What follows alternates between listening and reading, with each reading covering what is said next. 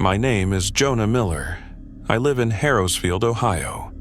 It started 2 months after my mom's funeral, small and slow, like someone turning a knob you don't notice until the sound is loud. I work nights stocking shelves at a chain grocery. I close at 1 and drive home, tired. 2 months after my mom's funeral, my phone started lighting up with delivery notices. Delivered to front door, 2:12 a.m. every Tuesday. Tracking numbers, carrier scans. The first time I thought system error, the first box on my porch had a brown button, a dumb little thing my mom used to sew.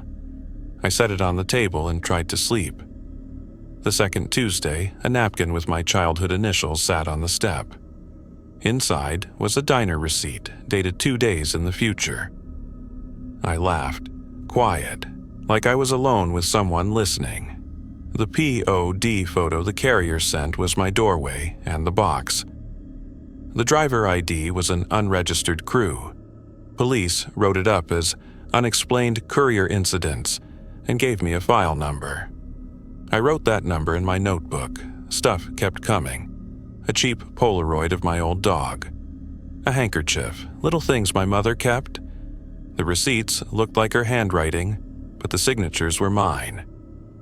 I stared at that a long time. I asked the diner for surveillance. The manager handed a file to the police. The footage matched the receipt date, days ahead. In the video, I sat at the counter. Me, older. I had time cards proving I was at work. I still watched the man in the footage turn to the camera and look like he knew me. Police said the carrier had no record. Papers, questions, polite faces.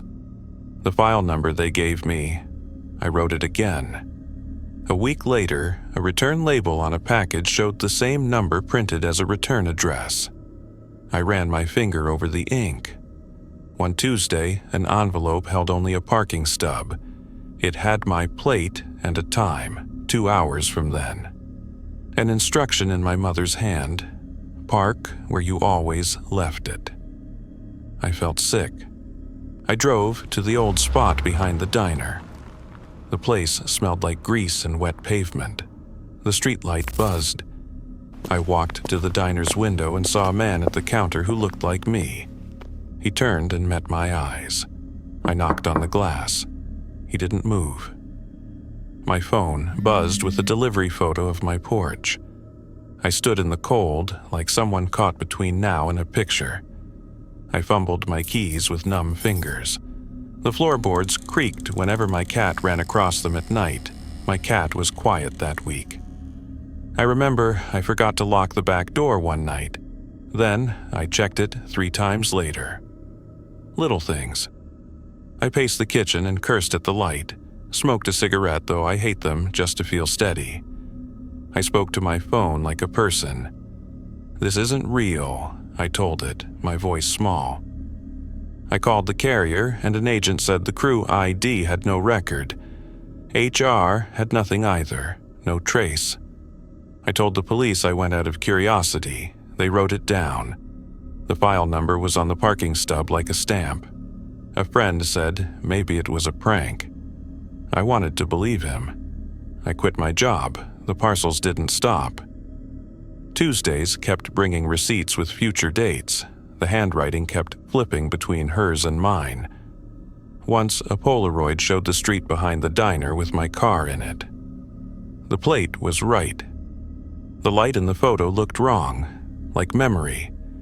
Sometimes I throw the napkins away. They come back folded in my jacket. Sometimes I whisper the file number into the dark to see if it will mean anything. It does not. I can't explain it. The police file exists. The POD photos show my porch. The carrier has no record.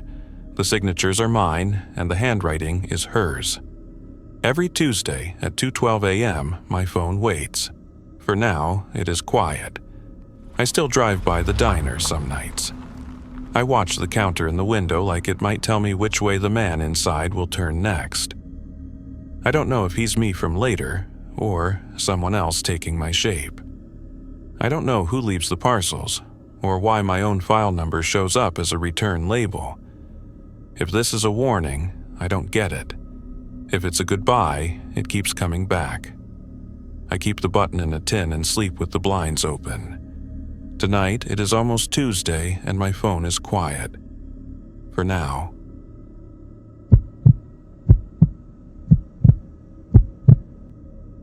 I used to work nights at the Riverside Inn. Not because I liked it or anything, just the pay was better. I was the housekeeping supervisor, which sounds fancy, but really just meant I made the schedule and handled complaints when guests found hair in the sink or whatever. The hotel wasn't terrible. Built in like the 70s maybe. Carpet that was brown even when it was clean. You know the type. My mom stayed in a place like it once when we drove to Illinois for my cousin's wedding. So anyway, this thing with room 313 started about 2 months after I got promoted. Every Monday morning, and I mean every Monday, there'd be this little paper taped behind Dale's desk calendar. Dale was the manager. The paper always said the same thing. 313, hold. Same handwriting. Neat, but kind of, I don't know, old-fashioned. Like someone's grandma wrote it. I asked Dale about it once. He just shrugged, said it was probably maintenance or something. But when I checked the computer, room 313 was always available, never blocked off. I even asked maintenance, Jerry and his nephew. They had no idea what I was talking about. The housekeepers started complaining around week 3. Maria and this other lady, Donna, said they kept hearing music in 313, but only when they cleaned it late, like after their dinner break. Always around 4:44 in the morning if they pulled a double. Maria described it as soft, like Beneath the Walls, she said. Some old tune that reminded her of her grandmother's records. I went up there with her one night, well, morning, technically, and I swear I heard it too. Just faint enough that you couldn't be sure, you know? Like when you think you hear your phone vibrating, but it's not. We checked everything. No radio, no guest devices left behind. The room was empty according to the system. Always empty. Then this guy staying in 315 for some insurance conference complained to the front desk. Said he woke up at like 3 a.m., standing outside his door. Just standing there in the hallway. No memory of getting up, walking out, nothing. His keycard was still in his room, so how'd he even get out without locking himself out? That part didn't make sense, but his shoes were soaked, completely wet. And when housekeeping came through that morning, there were 2 sets of footprints on the carpet outside 313. His and someone else's, leading out of the room. I started digging through old records in the basement after that. The logbooks from the 80s, yellowed paper, everything handwritten, showed a long-term guest in 313. No name, just LTOCCUP. Checked out suddenly in October 1987. No forwarding information. And these maintenance notes kept popping up. Do not remove fixture. Over and over. What fixture? There's nothing weird in that room. Just a bed, TV, the usual stuff. Last week I got stupid. Or curious. Same thing, I guess. There's a crawl space above 313. You access it from the 3rd floor utility closet. Took me 20 minutes to get the panel open because the screws were rusted shut. Inside, I found this shoebox. Dusty as hell. Filled with matchbooks. The fancy kind from restaurants that closed before I was born. But someone had stamped dates on them. March 14th, 1986. July 2nd, 1987. September 30th, 1987. All different. Each one also had a single word stamped below the date. Wait. I dropped the box. Half the matches spilled everywhere. I didn't pick them up, just closed the panel and left. Dale showed me the security footage 2 days ago. He wouldn't have, except I kept asking about 313. The clip was from last Monday, right at midnight. The camera angle covers the whole third-floor hallway. At 12 o'clock exactly, the door to 313 swings open, by itself. Slow, like someone's being careful not to make noise. Then this shadow steps into the doorway. Just stands there. Doesn't move for maybe 10 seconds. The shadow's too short, like shorter than the doorframe by several inches. But you can see it clearly enough to count. Well, it had 6 fingers on one hand. I counted them twice. Dale saw it too, so I know I'm not crazy. The door closed after that. On its own again. I gave my 2 weeks' notice yesterday. Dale didn't ask why. I think he knew. Room 313 is blocked off in the system now. Actually blocked off, I checked. But that paper still shows up behind his calendar every Monday morning. I don't work nights anymore. I got a job at Target doing inventory. The fluorescent lights give me headaches and the pay's worse, but I don't care. I really don't. Sometimes I still hear that music, though. Faint, like it's playing in the apartment next door. But I live alone on the ground floor, and the unit next to me has been empty since August.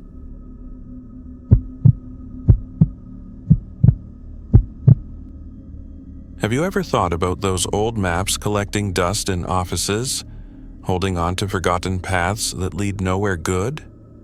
When a faded line on paper drags you into echoes of the past that bleed into now? When curiosity about a glitch in the system turns your world sideways?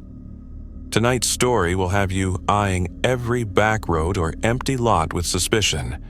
And believe me, some secrets in the dirt are best left covered. It reminds us that not all lost things want to be found. Some just wait to pull you under. I'm a GIS analyst for the county office. Basically, I handle maps and land data all day. My old mentor, this guy Frank, who'd been there forever, retired a few weeks back. He handed me a dusty box of survey cards before he left. These were old-school, hand-drawn overlays of the county, with these faint blue pencil lines scribbled on them. I thought, hey, useful for checking old right-of-ways, you know? So I take them to work and start layering them into our current digital map system. I'm sitting there, coffee going cold, because I spaced out on emails that morning, and I notice this one thin street line. It doesn't match anything on modern plans, just snakes between 2 big empty lots that are fields now. I mark it with a digital pin, figure it's some ancient mistake. Save the file, clock out. That evening, my neighbor's dog was barking nonstop at nothing. Kept me up half the night. Morning comes, I log in, and there's this new traffic complaint popped up overnight. From a resident claiming to live on that exact street. Says cars were rumbling past at 7:17 p.m., but when they stepped out, no vehicles in sight. The address? It's listed as a field, no building there for years. I double-check the system, yeah, vacant land. I tell myself it's probably a wrong entry, someone fat-fingered the address, but it nags at me like when you forget if you lock the door. Lunchtime rolls around, and on a whim, stupid, really, because I had a sandwich waiting in the fridge, I drive out to the coordinates. It's out in the sticks, farms dotted around, quiet except for birds. Between these 2 lots, sure enough, there's a narrow ribbon of asphalt. Looks recently used, tire grooves fresh in spots. But I pull up property records on my phone. Land sold over 30 years ago, no easement recorded. No permit for any road. I step on it, feel solid, but my boots echo weird, hollow-like. Phone battery drains fast while I'm there, dies halfway through a call home. Back at the desk, I plot vehicle data from nearby municipal cameras. Timestamps start jumping forward in sets of 13 minutes. 7:17 a.m. to 7:30 a.m., then 7:43 a.m. I measure the gaps between those blue pencil marks on the old cards, matches exactly, like some timed pulse. I rub my eyes, thinking maybe the screen glare's messing with me. The office AC was rattling that day, sounded like distant traffic. I show the overlay to a few coworkers. Lisa peers at my workstation, then steps back quick, says it makes her queasy, like carsick on a straight road. Ben mutters about déjà vu, swears he's driven that path before but can't remember when. And our team lead, Carla? She looks once, goes quiet, then says she's not coming into the field office anymore. Starts working from home the next week. While we were chatting, I noticed the clock on the wall ticking backward for a second. Probably just my imagination. It sticks in my head all weekend. I decide to go back to the spot alone, Sunday afternoon. Sun's low, shadows long. I find a utility cover in the middle of that asphalt strip, pry it up with a crowbar from my trunk. Expect pipes or cables. Instead, this grid of small tiles, worn down, each carved with numbers. I brush one off, check county records on my laptop right there in the grass. Numbers match old missing person cases, files from way back, 70s even, folks who vanished nearby, cases cold. My hands shake a bit as I scrape dirt from another tile. Laptop pings, database refreshes. In that person's file, a new note appears. I didn't type it. Returned, but not at once. I drop the tool, slam the cover down. Driving away, my rearview mirror fogs up for no reason, clears at the county line. Now, things feel shifted. Coworkers steer clear of my desk, say the air's stuffy there. At home, I hear faint engine hums late at night, but my place is blocks from any road. Last week, I found what looked like pavement cracks in my driveway, gone by morning. Those survey cards? I shredded them, but the blue lines flicker on my work screen sometimes, unbidden. I avoid that area now. The complaint vanished from records overnight. But those tiles, those numbers, people returned, but not at once. What slips back through? I don't know, and I don't want to.